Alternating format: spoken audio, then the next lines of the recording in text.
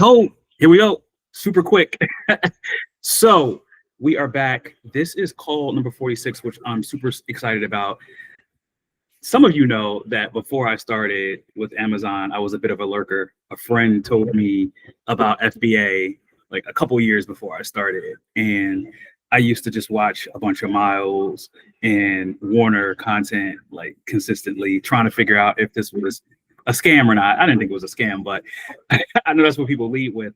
But I watched it consistently. And one of the people or persons that I ran into were the Thompsons. And I didn't know who you were, but I knew who you were. And when I met you at Sellers United about a month ago, I was like, this is so cool because I knew you before I knew you in real life, and meeting you was super surreal. So having you here on the call is amazing, and I'm excited to have you.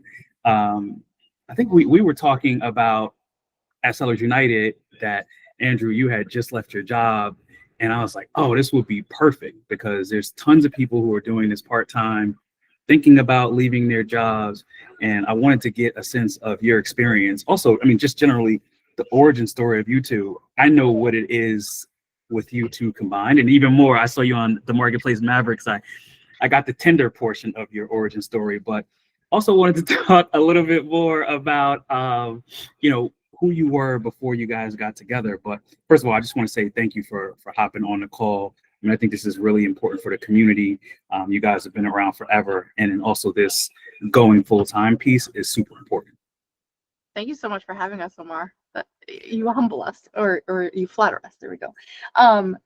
Yeah, so our origin story, who we were before, is that the question you want us to leave? Yeah, like individually, so first of all, it's a weird thing to throw out there and not like explain. I saw you guys on a Marketplace Mavericks, friends of the show, obviously. I've been on there 3 times, and they asked you about your origin story a little bit, and you guys met on Tinder, and that's where I got that little piece from. So if you're wondering what the hell a Tinder part is, that's what it is. But before you guys got together, oh, go ahead. Oh, technically, boy. Okay. Here we go. Technically, we matched on Bumble. So Bumble is the app where the woman has to make the first move and has to go first. So I did, and he bored the hell out of me. Okay, I was like, all right, I don't. Okay, where's this going? He's not talking. This is boring, very boring. And then we matched on Tinder, and he talked more, and I was like, and he's like, you don't remember me, do you? And I'm like, no, actually. And he goes, we matched on Bumble. I was like, oh, you're very boring over there. That's actually pretty.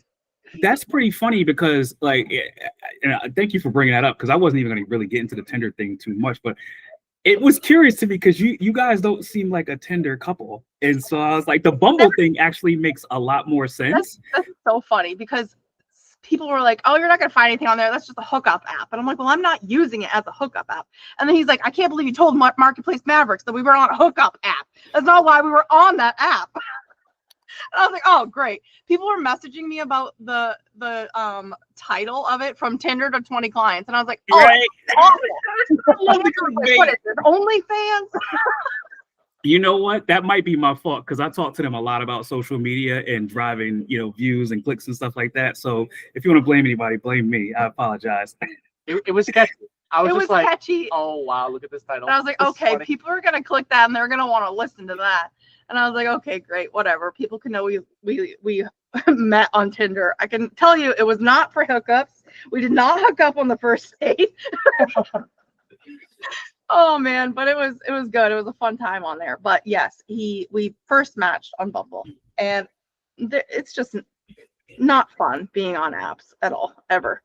But it's kind of funny because I graduated with his cousin, so I didn't know him until Bumble, Tinder. Right. Didn't know him till then, but we keep seeing it's crazy.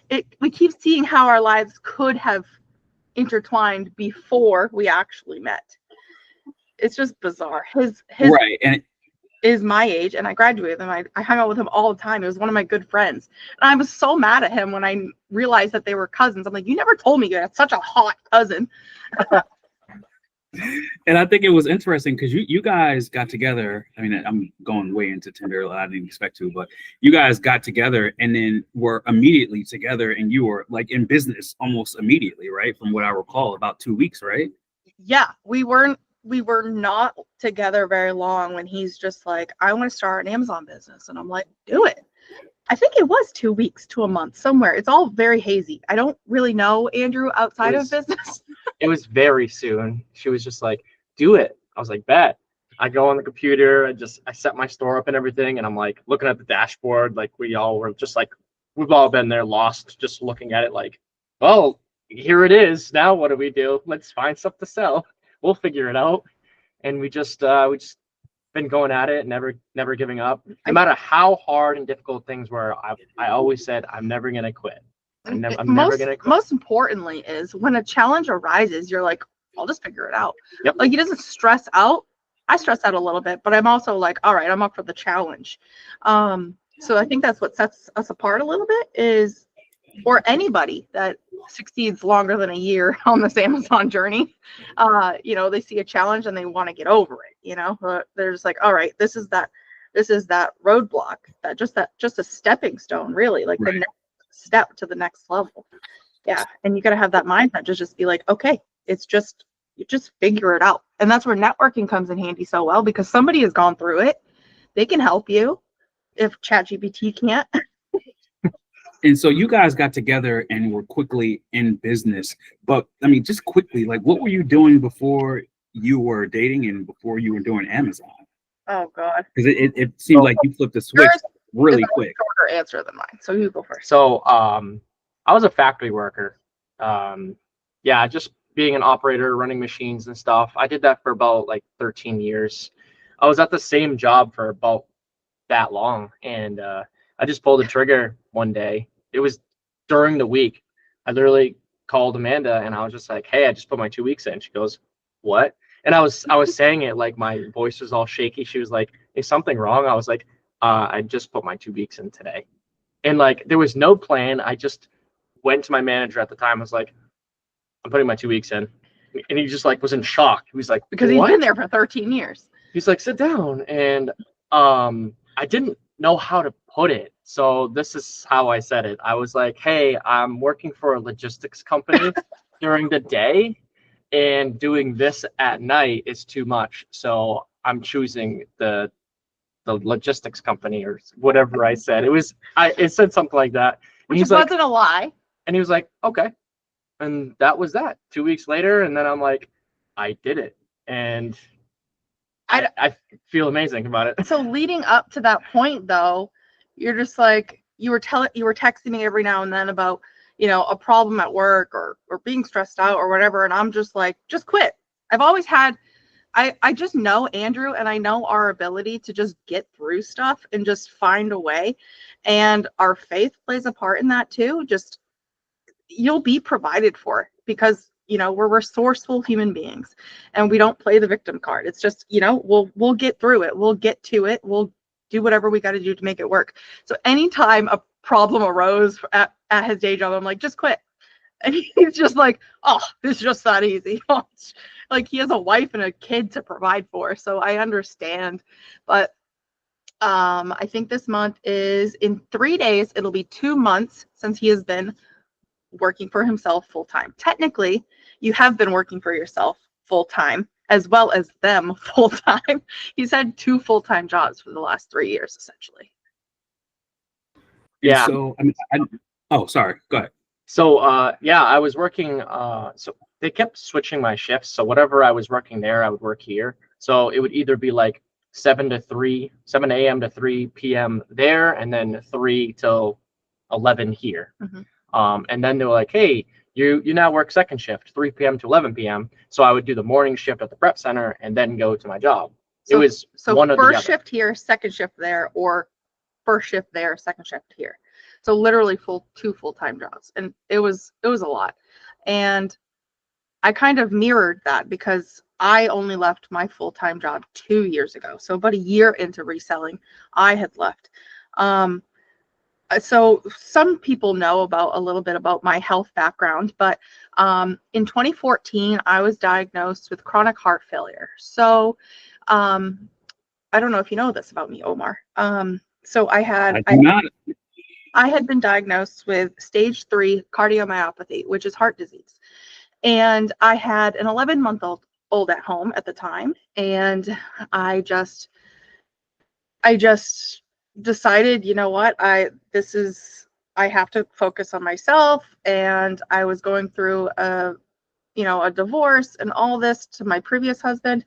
And it was really, really hard. So a normal ejection fraction, how well your heart pumps, a normal ejection fraction is 55%. And my rating was at 18%, and it was not good. I was in the emergency room, and I was in the hospital for 3 weeks to get fluid off of me. So I had gone to a couple of hospitals, like gasping for air. I was only 26 years old. So they were like, you're fine. You just have asthma. And they kept giving me like inhalers. And I'm like, this is not right. So I went to my third emergency room visit, and they were like, your lungs are filling up with fluid. If you didn't get here in time, you would have drowned and died. So it was really, really, really emotional. I had an 11-month-old at home. I couldn't see him. And it was really hard. And I was like, I got to do something. So I went on like this healing journey and everything, and my heart got better. And I was out of work for 5 years on disability because I could not take care of, I couldn't even take care of my son. And this was really emotional and hard to go through. So my son had gone to live with my ex-husband, and which was great. He's a great man. He's a great dad. We just weren't cut out to be spouses. So he went to go live with him, and it was really hard and emotional. It's still hard because he still lives there full time, and I get him every other weekend. Like the normal story is dads get the kids every other weekend. And now That's me.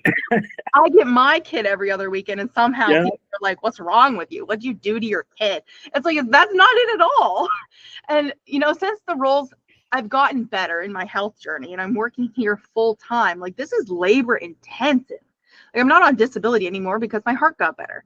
Like, I didn't live on it. I wasn't like milking the system, all that stuff. I had a legit problem. But now I'm here working full time, and it's very labor intensive, and people might or still have been like, oh, you can work there full time, but you don't have your kid full time. Well, I'm not going to rip my kid away from the stability that he's known, and he's right there. I can go have him anytime I want. He can come to my house anytime he wants. So it's just the weird thing and stereotypes that you kind of have to go through when you're disabled, you're a woman, you don't have your kid full time. It's weird. So I'm going through, weird things like that. And I was in the car business for a long time, not selling cars, but in the service department. I went from scheduling appointments, and then I worked my way up to managing people in scheduling appointments, and then I became a service advisor. So I was in this like male heavy industry for a long time. And people not trusting what a woman has to say about their car needing to be fixed. It's just like, all right, this is high stress, and I don't need that with my heart. So I had dove into photography for a long time. I had a studio, professional photographer for 15 years or so, and I had a nice studio in downtown Dover, New Hampshire, and it was beautiful. I don't know why I even had it, because I did outdoor photography. I did portraits. I don't know why I had this actual physical space, but it made it feel real. You know what I mean? You took your hobby full time. So I had an office to go to, and that was lovely, and I loved it. But with the heart failure, being on my feet all day, and who knew photography would be so labor intensive? I'm getting up in a tree and blah blah blah all over here trying to get the perfect shot. You know what I mean? And then I went to work in a body shop, and not working on the cars, but managing the office manager, and bookkeeping and all of the things. And so 2 years ago, a year into our relationship, we weren't even engaged yet. And I had to kind of make that leap of faith because I just looked at him one day and I was like, can I quit my job? Which was huge because he was just my boyfriend at the time. And I had only known him for, I don't know, 9 months. And I'm just like, can I quit my job? Like, I had to put a level of faith in this man because obviously you're going to have to step up and pay, you know, the child support. You're going to have to take care of me and my health insurance and blah, blah, blah, blah, blah. And I have a heart problem. So specialists can be expensive. So I had to really put my trust in him. But I saw how he was over 9 months. And I knew right away, like you heard in the interview with Marketplace Mavericks, our first date, I was like, this is my husband. Done. Sold. And I had told my boss that the next day at the body shop. I was like, I met my husband. And he's like, calm down. But, you know, they were just like, you're crazy, Amanda. So I knew how he was as a man. And he's always been like a man of his word. If he says he's going to do something, he does it.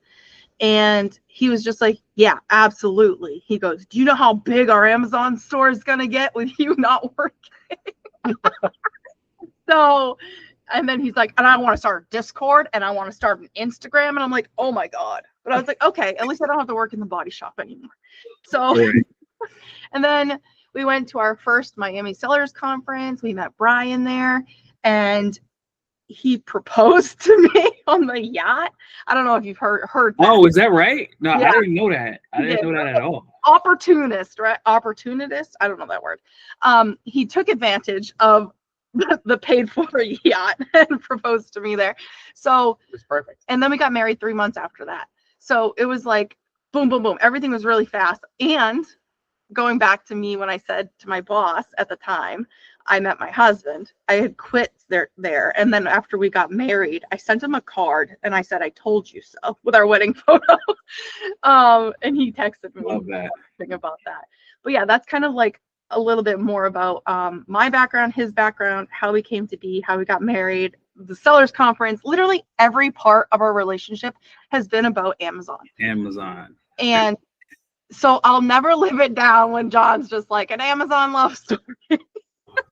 Which is hilarious. But so let me go back a little bit. So you were like, oh, you know, you're right. I'm gonna quit. Like, you know, you asked and it's like, hey, is this something we can do? But like, and I want to get into this with both of you. It's just, how did you know that it was the appropriate time to quit? Like, is this like something I can do? Should we do this? Like, how did you get to that place where you felt comfortable even bringing that up? So you got to really know about your habits too, right? I'm freezing. I'm sorry if you see me like shaking in here. The thermostat was 65. But anyway, 65? Yeah, it's freezing in here. I'm going to turn that up just a tad. But my husband, you know, he's like, turn it off. Profits. And that's what I tell our employees too, jokingly, of course. If you're cold, that means you're not working. Anyway. I'm sorry, Omar. What was the question again? Oh no, it's just really how did you get to a point where you felt comfortable even broaching the subject of quitting? Right? So I think, you know, most people are they may want to quit, they may want to start a business, they may want to follow their passion, but generally 98% of people are just going to be comfortable where they are, what they're doing. Change is like a bad word to most people. Like, how do you get to a place where you feel comfortable enough to quit your job?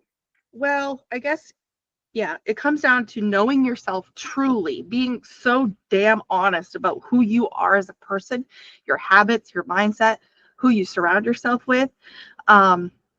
Because if you have like $40,000 of credit card debt, you shouldn't quit your job yet. You know what I mean? Like, we didn't have credit card debt. We didn't have a lot of bills. We budgeted for things properly. You know, we weren't stupid with money, I should say. We weren't, you know, spending recklessly. And I think that part specifically, you should get your money mindset right before anything else. Because if you're just like, oh, I can eat this $50 steak every night, but you want to quit your job, maybe that's not a good habit to have. You just got to get really honest and really look at yourself. What do you think? What are your thoughts about I mean, that? You did perfectly said. But what I was thinking, like maybe if I was you, maybe you were just so comfortable because I still had a job and we were trying to build the Amazon business. So you could focus on the Amazon business while I was still working my job. And Yeah. that was very helpful. I was just like, keep sourcing, find stuff, have fun. And if you're focusing on it while I'm still having a job and having income, like that was comfortable to me. I had no problem with you quitting. I was just like, go for it. Like, And it's fine. And knowing his past, he's always been quite the provider. So he's been like, yeah, if we ever need money, he's got his full-time job. He's working Amazon full-time as well. And then when we started the prep center, he's just like, yeah, if we ever need money, I can just go like DoorDash. I'm like, you already have too many jobs. But he's always just been like, I'm just resourceful. Figure it out. If you need to be resourceful, pretty much. If you're an entrepreneur, you need to be resourceful. And I think if you're going to be a successful human, an adult, you should be resourceful as well, and not live in a victim mindset. Oh, I can't do that because, like, that's just a limiting belief. Or they're so much better at this than me. Why are you comparing? This is your story, not theirs. And I see people do that all the time. Oh, this is easy for you because, and I just want to be like, I don't want to, I don't know where I'm going with this. I don't want to be like, do you have stage 3 heart disease? Like, I don't want to be like that, but I also want them to see how capable that they truly are. Like, people don't believe in themselves as much as they should. Like, they don't give themselves the credit. And I always, like, I run like a little mindset community with a little group of women. And I always sign off my messages with saying, you are so wildly capable. Like, if you just have one person believing in you in your corner, like, doesn't that feel good? Like, it makes you want to strive for more and strive for better. Like, I always tell Andrew how proud of him that I am. And I think that, Andrew's always like, oh, if you need something, please tell me. Like, if you have somebody in your corner that can be that for you, I think that's even more helpful. So I know it, Andrew, for you was what, 13 years. And it was hard, right? But do you feel like you did it at the right time, or did you wait too long? Like, do you look back and say, you know what, I really should have did this 2 or 3 years ago? I feel like maybe I should have done it a while ago. Because it's crazy. It feels like ever since I left, our businesses are just getting bigger because now I can focus on the prep center, reselling. Like, I feel like I have less time, but I actually have more time. If that makes sense. I'm always trying to do too many things at once, and I'm trying now. Okay, focus on this, complete that. I have a to-do list, and like I can get more done, and it feels great. In the prep center, I feel like, and this has always been kind of my expertise, I can see the moves ahead of time, like what needs to be done first. And I kind of can delegate that. I think that's like kind of a superpower of mine. Like, I can see the chessboard ahead of me, and I can see like 4 steps ahead and figure out the steps to get there. And so I kind of put things in order of how they need to be done, and I delegate that to the team, to us, to Andrew, to our employees, to our virtual assistants, things like that. And I keep the communications going. So we're kind of just like focusing on the things that we're best at. So I'm best at client communication, seeing the to-do list ahead of time, putting it in order so that we're most efficient. And if you can kind of make your lives most efficient, that would be good too. Like, if I know Andrew's going down to the basement to start or to grab something, I'm like, oh, well, the laundry basket's full, take that down with you. Like, it's most efficient, and it just makes sense.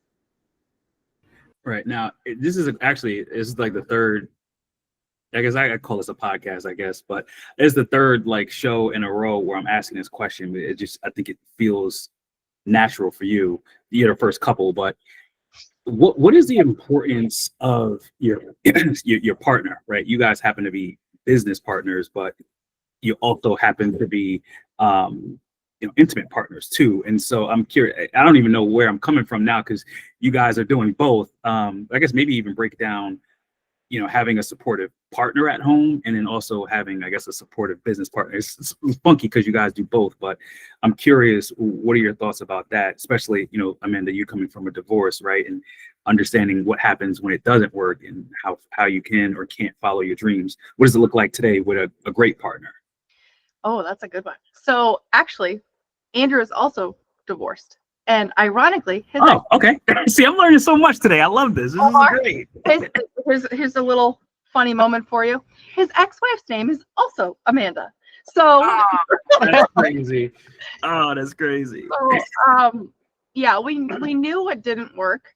I think the biggest part is realizing that it wasn't all about them. Like they weren't the only problem in the relationship. And it's taking radical accountability and being like, okay, well, I don't want a repeat. Let's change this up. How can I be better? How can, like that victimhood thing. I don't want to get stuck in that and be like, oh, well, they're the problem. All my exes are crazy. You hear that every oh, it's all them. Okay. So at home, like Andrew and I, well, even in the business, we communicate about what we can handle, what we can't handle, and we divvy it up. And that comes into play with, the house duties as well. If I'm cooking, he'll do the dishes, or vice versa. So the load is shared and it's not all on us. Like I could not bring for laundry, I cannot bring, like physically, I cannot bring the laundry down 3 flights of stairs or 2 flights of stairs and then back up. So he does the laundry. I fold it. I put it away. So we divvy up the chores. We know each other's limits. We know to take the smoke alarm off the wall if I am cooking. Andrew likes to grill outside, so if it needs to be cooked like meat, just go on the grill. Yeah. Yeah. Does that answer your question? It's just like, yeah, absolutely. Yeah. I mean, I just think, and I've had this conversation with a couple of people, like I mentioned, and so I think it's one of those overlooked things. And I was listening to something else the other day, and it was just talking about, kind of the most important decision you can make is the person you marry. Because if you marry the wrong person, not even just from a relationship perspective, it's a lot harder to follow your dreams and make your dreams happen if they don't understand your vision, right? Like, and I could see it in you too, right? You're like, oh, I want to quit my job and do this Amazon thing. Like, and you're like, okay, sure, you can do it. So I know you can, I believe in you. But if you were the type who was like, oh, entrepreneur, doing your own thing, you don't have your health insurance, like, that doesn't sound right. Would he have done it, right? And where would you be today if you guys weren't like-minded? Yeah, I don't think that this would work if we weren't like-minded. And I think something that, so in previous relationships or when I was single in the dating world, like I'm passionate. I don't want to go into anything with my half-assed. I always say, always use your whole ass. I just be passionate, like stuff.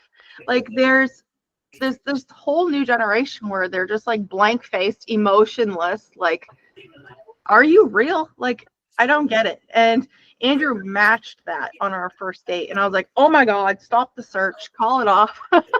Like he just matched my energy. And even now, like in the prep center, I'll post reels of we're being silly in the prep center. We're really enjoying it because like I said, we match each other's energy. He's being silly. He starts rapping and I finish it. Or I don't know. He'll just do it. He'll be like, and I'm be like, G-unit. That's so funny. So I like to mess around with ChatGPT all the time, and I typed it out. I don't know if I was like, what does 50 Cent say or something? I can't remember. And ChatGPT, the way ChatGPT said it was like, G-unit. And so now we just say it all the time. Oh my gosh. it was just, oh, ChatGPT is so like good, and it's also broken in its own ways. I don't like how it tries to have like the mannerisms of a human. Like if you asked it, how's the weather today? It'd be like, it's just it's not great. You're gonna need an umbrella. Like, just tell me it's raining. It's so funny though. Is that right? Actually, I'll have to say, like, I have to disagree with you, and I don't like to disagree with the folks on the call, but it's actually been really, really good. And it's like my mother told me the other day, which was hilarious. She was like, "I don't have time to read your descriptions." And I'm like, Mom, just watch the video, like, because like all my descriptions are 1,900 characters or whatever, just for SEO or whatever. And I'm like, Mom, you don't have to read it. But, some people do. They're interested in that. But it does a really great job of capturing my voice. And now it calls me a Gap King, which I think is hilarious. And the other day, it was funny. I asked it for something. I didn't even ask it because, like, in certain chats, it just knows what the chat's about. And it was like, oh, yeah, that's easy. It writes itself. And I'm like, really? Okay. I don't know. And then there's the guy, you see that guy who fell in love with ChatGPT, like what, I don't know, it was Rachel or whatever the hell he named it, but showing emotion. He was on CNN. Like, yeah. I was just like, see, if it just gave flat answers, people wouldn't fall in love with it. Wait, so have you named your ChatGPT? No, I haven't, and I won't. But I have Siri call me princess. Oh, okay. All right.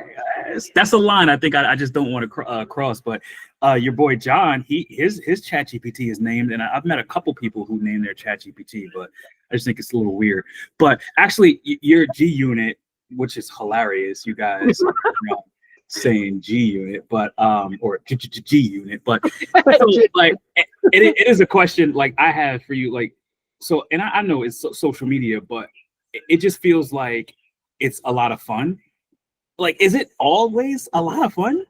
And it probably is with you two, but I'm just like, are you guys always like that? Like your mornings with the coffee, the smiles and the photos, like it just feels amazing and it feels authentic. It is authentic. We're just goofy lovers, lovers and business partners. But like, I when we started the Instagram and I was being silly and showing us, he was like, oh, should we post that? And I was like, you know what? I don't want to be friends with people that don't like us. So if they see this and they don't like it, cool. I don't want to be friends with them. So I just decided to be authentic from the get-go. And I was like, sometimes we're like, oh, should we say this? Like the Tinder thing. And then I was like, you know what? It's authentic. So many people use it and they can relate, and they use it in different ways and maybe they can't relate. So we just decide to just be silly. It's not always like that, but we have a way to get over things fast. We'll be like, oh, I don't really like the way you just said that. Why? And I'll be like, I need 5 seconds. And then we get over it. Yeah. I think we have the same goal is we don't want to argue. We don't want to fight. We talk about things so we get over them fast. And we just don't repeat it. If we repeat it, we'll be like, oh, we talked about this. It's a very healthy relationship where we can get over things fast because we've communicated it.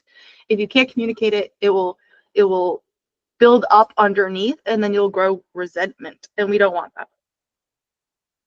Right. So I want to circle back because I love learning all about you. And these calls are selfishly all about me. There's about the community, but I love learning a lot. And so I'm sucking it up. But so, and we won't go into it too much because I don't want to rehash a lot of stuff that's out there already. But we know that I believe most people know that at your first Miami Sellers conference that, you met your first and your second client, right? And so you kind of fell into it mistakenly.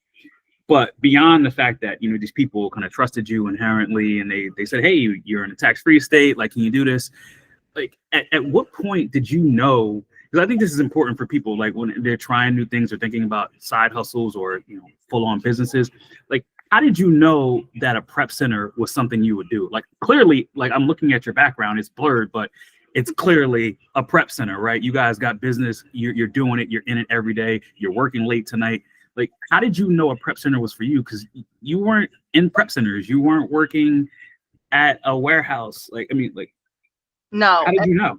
we never used a prep center before. So because we have trust issues, trusting our inventory with other people. Are they going to prep it the way we want to prep it? Andrew has literal OCD. He will look for a price tag. He checks it obsessively. So we're like, we're not going to get the same level of attention to our account if this goes to a prep center. And then I was like, after we got our first clients, Brian being one of them,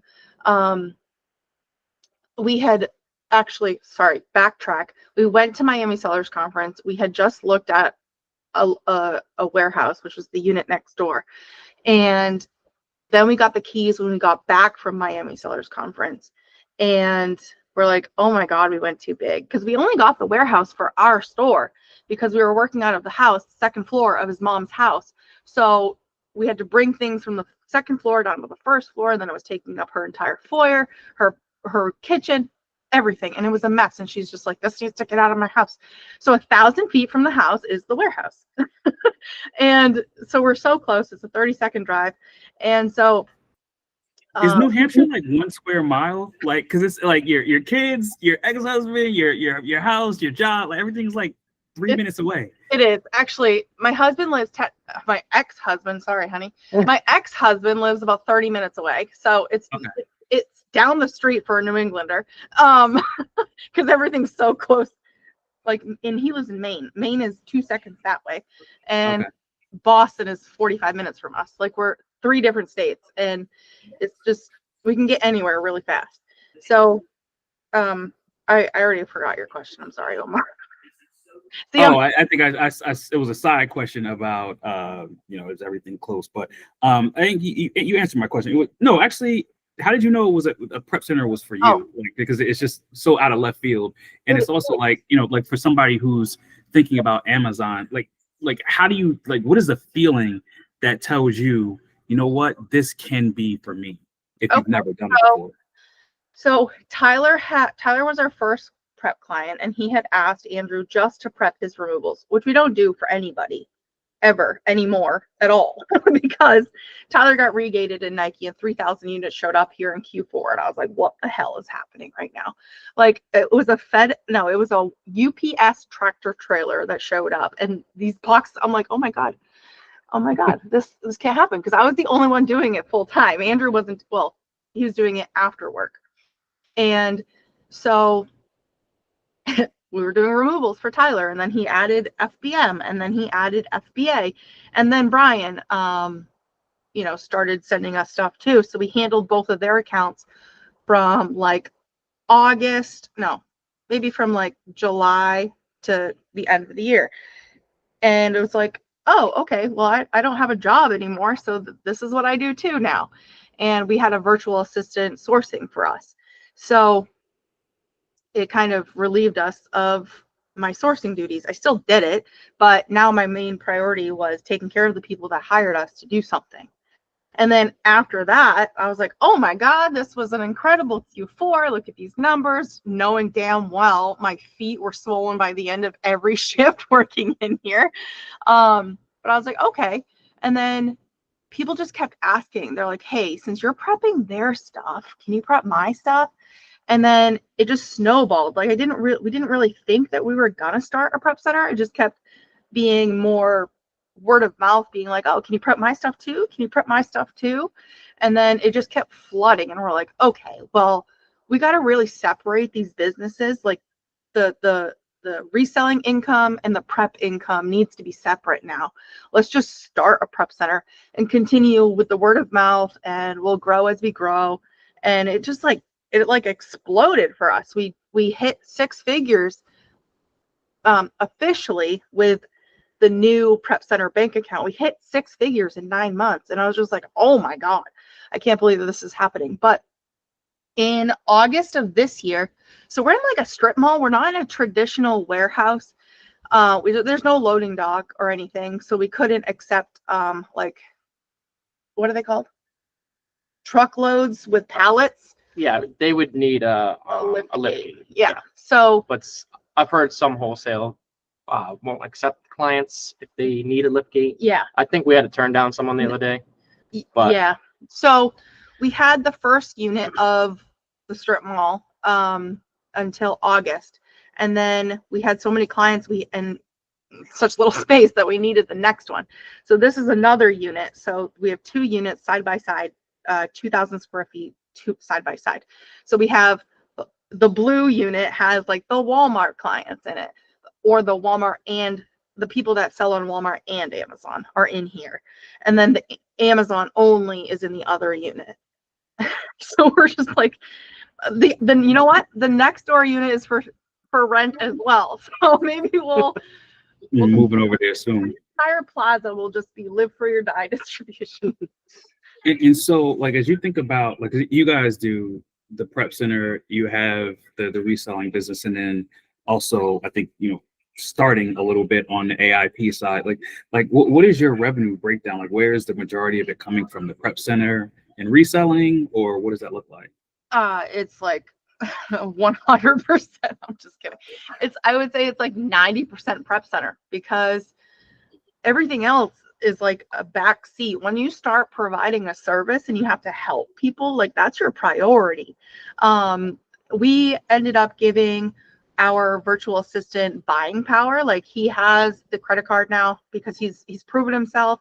He's doing great. We love him. We trust him. And now things just show up to the prep center to be prepped for our store. And I love it. And we don't share leads. We don't take any clients' leads. If we end up selling the same thing that somebody else is selling, like we can prove that our virtual assistant found it, because we have a log sheet and everything, and you can see edit history on a log sheet, things like that, like whatever. But it's like AIP is like 1%. I'm still doing it here and there. I'm not so consistent with it. I've gotten more into reviewing, like doing some UGC work, like unpaid at the moment, because I want to review places that I'm going and I want to build that up. I still need to edit and post. That's going to be outsourced next to a different VA that I haven't hired yet, but we have plans. We kind of have a roadmap. And prep centers, as you know, quickly outgrow their spaces, and we don't want to outgrow too fast because we have clients that we have obligations to. We don't want to take on too much work too soon and then neglect or whatever. Our communication is so strong, and that's what people say set us apart. So we don't want to lose that. And a lot of what are you smirking at? I saw Coda say I need to post more about my 100K months, because I kind of slowed down and like stopped. I didn't officially stop that. It's been crazy here. Like that's still my goal. It's gonna happen. It is good. He had a good profitable month last month. Yeah, I just brought up the chat. I didn't know that was happening over there. I saw it pop up. That's why I was like I was looking at Omar the whole time, and I was totally not distracted by the fact. And so, I'll hop off my question and go to Steve's question. So this is a great question. You start to get into it a little bit. It's like, as you've scaled, your sourcing has effectively just gone completely outsourced to your VA. Do you guys do any wholesale? What does that look like? We don't do any wholesale. We were doing mostly, we do a little RA here and there, which I'm excited for your next call with Jacob. Love Jacob. We barely do any RA, but when we do, we love SourceDart. So yeah, we pretty much just do RA for Walmart.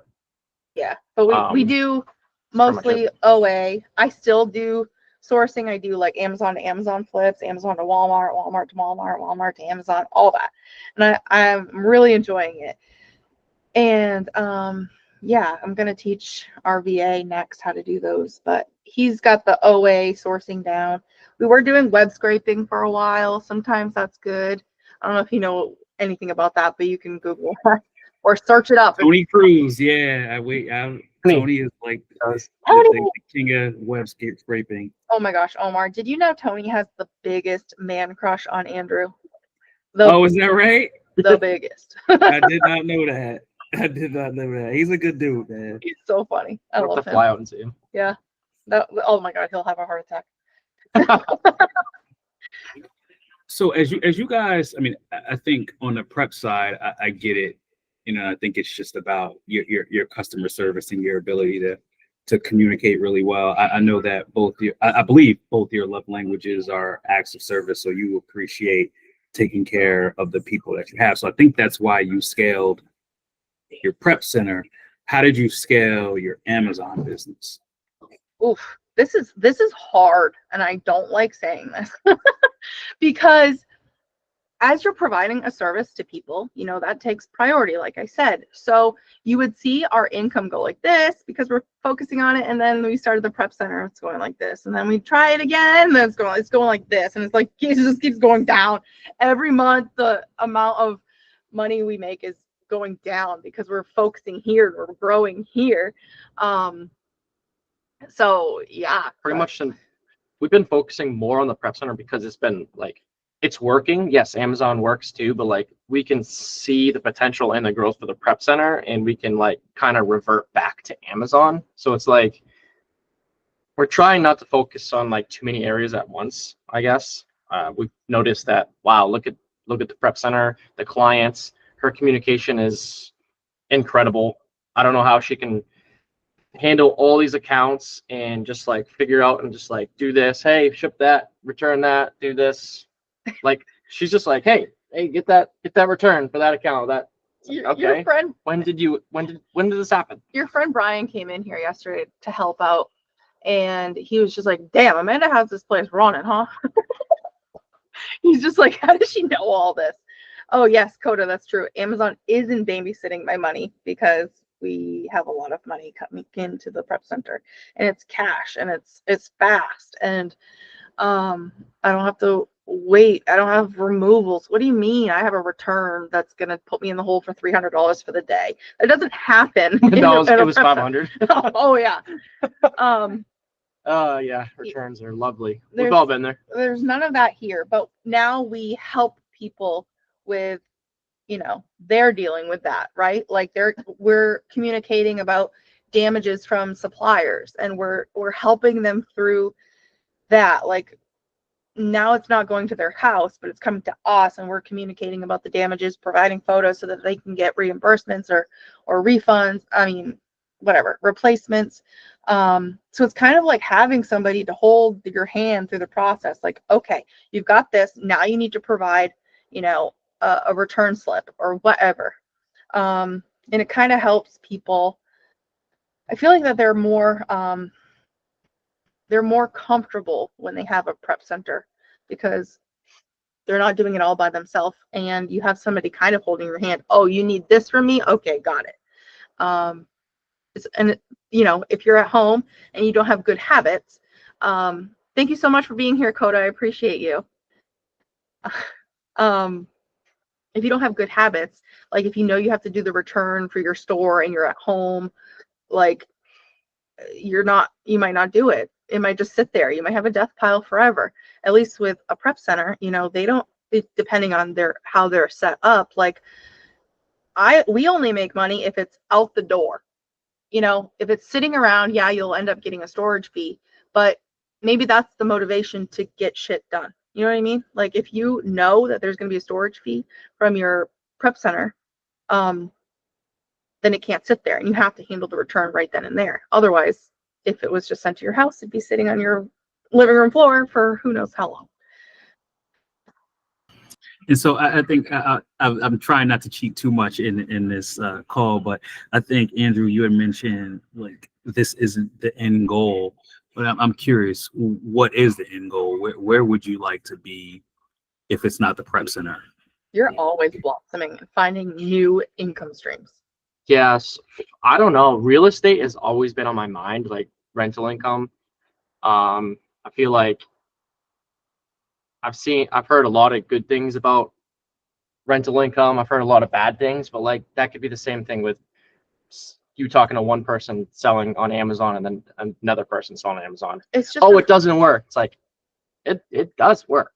But like people come and go all the time selling on Amazon, and I don't know if they just give up or they just I don't know, it's weird. I just feel like I couldn't give up. That's why I don't know. I've always loved selling. I started with eBay, just flipping random stuff. No, you were flipping Red Bull or energy drinks in high school. That's true. Oh man, buying them and then selling them for $2 in high school. Yeah, that's a wild hustle. That is literally a wild hustle. You know what? And it's completely, well, it's not unrelated, but are you guys on Whatnot? I feel like you might have done Whatnot or something. Yeah, we were selling like our death piles. Like we weren't taking it seriously. It was just like a backup platform. But we have a ton of stuff in the basement of this unit that we inherited from an uncle. So, and it's all like in perfect condition. So that's his like a real uncle or like a Chinese uncle? No, like his actual uncle. Okay, yeah, all right. Just confirming. Okay, yeah, cool. There's a lot of stuff down there. I need to make time and just start scheduling shows and figure out like the shipping templates and stuff. I don't know too much about Whatnot. I just need to go on YouTube or ask a few friends and get it all straightened out, because there's like I guess there's like bundling things you can do, like that's the sauce right there. And then they'll keep buying and then they get free shipping or something. Yeah, I think it's you can do. Yeah. Like if you can fill a box for $9, right? And so if you get somebody to buy something at the beginning of your stream, you kind of got them hooked because they need to fill up that box, or they got, like, if they buy a pen, they're gonna pay $9 shipping for the pen. It's like, well, who wants to do that? His mom every night. My mom's addicted to it. Every night. I'm like, Mom, what are you doing? She goes, I want another giveaway. I'm like, what is it? She's like, I don't know. Pillowcases. Got some pillowcases. And then we were in her kitchen the other night, and she's like, look what I want on Whatnot. It's a new Valance curtain for her kitchen window. Oh my God. Listen, you can get deals on there. You can get deals. So I have one more question. I want to close away, and I'm just curious because it seems like you guys have carved out a pretty good life for yourselves. One, I mean, the love piece is, I think, key, but you also have, created a business that affords you, a lifestyle that works for you. It's like, if you think about Amazon, whether it's the prep center or the reselling, like, what has that allowed you to do in your life? Like, what can you say that now I have that I wouldn't have had if I was stuck at my last job, or if I was still at the body shop, or whatever the case may be? I was gonna say less stress, but you know what? We went to breakfast this morning together. Then we came to the prep center. We worked for a little while. The employees took over. We went to lunch to see a friend that owns a pizza shop here. So we had like lunch with his friends while they were working, and they loved it. They're doing it full time too. So it's like seeing other people doing it while you're on lunch with your spouse. It's like that alone. I mean, yes, it's spending time together, but we're together all the time anyway. But just being able to go out for lunch with your spouse feels so good. Like if you're maybe a man and your wife is at home, and how would it feel if you could, just go home, pick her up, and go out to lunch on a random Tuesday? Like, how does that feel? That feels so good, doesn't it? And she'll be so happy to get out of the house, especially if you're like, hey, margaritas. That feels really good. Being able to go to a doctor's appointment without asking permission, going to all my son's football games, his wrestling practice tomorrow night. Like, I don't have to schedule time off. I just schedule my day accordingly and make, coverage where it needs to be. And that feels so good. Not having to ask people if I can go to my kid's football game feels amazing. My mom, when she needs to go to a doctor's appointment or she needs help, like, I can be there. I can just be like, hey, you guys got to take care of this. I'm going to help my mom. We were able to go to Sellers United while the prep center and our Amazon selling business ran by itself. That feels really good. That feels really good.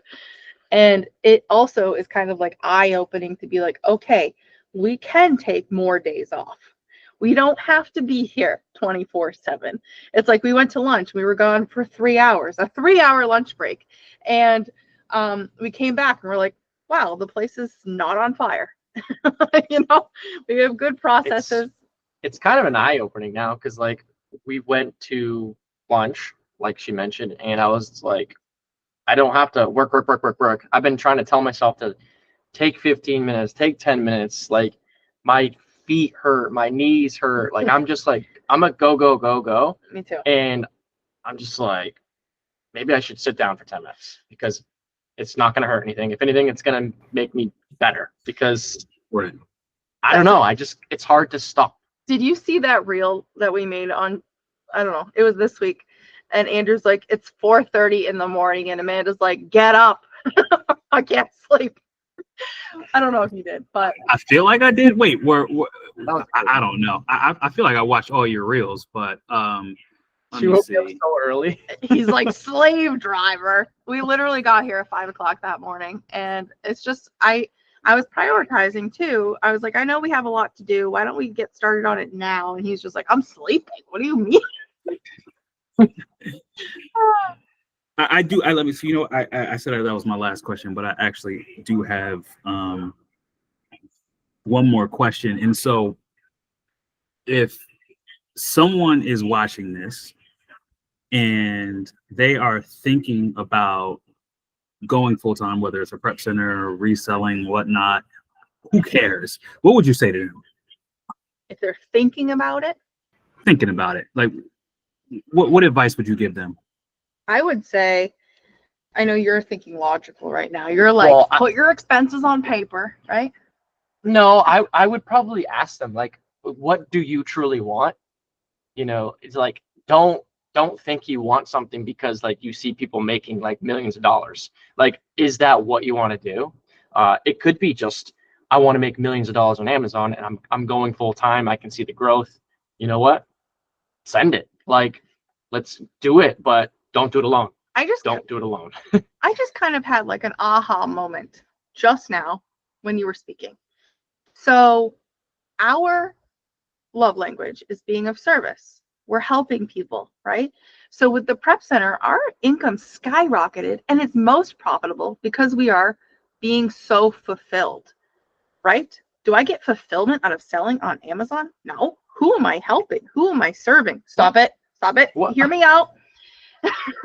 Hear me out. Okay, I'm listening. I get fulfillment out of seeing the money come in. Yeah, cool. But I'm not serving anybody. So then, is that why I'm keep seeing my income fluctuate? With the prep center, I am so fulfilled, and the income just keeps going up, like straight up, not like incrementally, straight up. So do you feel fulfillment in doing what you do? And if not, how can you be fulfilled to get where you want to be? How can you feel that fulfillment if reselling is what you want to do forever? Like, does that make sense? Maybe it's not the reselling. Maybe someone wants more time freedom and they want to travel the whole world, and they figured out how to do that while still making money. That's a fulfillment. Yeah. That's Right. And so it's you know, a bit of chasing your passion, chasing your goals, the things that are a priority for you and the things that are important ultimately. Yes. Oh, our virtual assistant, he's the best. We had interviewed 5 people in a row, and every time we got done an interview, it was like, oh, that's the person. But then the next person came, and I was like, oh, this person's even better. And then I think our VA was just great in the lineup. He was the last one because I kept saying, oh, this is the one. This is the one. And but what set him apart was he's a dad. He has kids. He has a family to provide for. Oh, he's going to take this seriously because he has a family to provide for. So I loved, plus Filipino. They are just so loving and giving and appreciative. And that vibe and our vibe goes hand in hand because we are so appreciative and grateful and all the things. So we saw his level of dedication to us, and I'm like, okay, we got to take this reselling serious. This guy's, depending on us for an income. So that was fulfilling in itself for me, like seeing it in a different way. Does that make sense? Absolutely.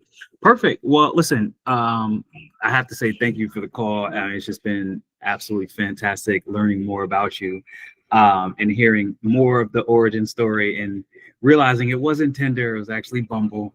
It was. Even though that didn't go well, but so thank you for joining.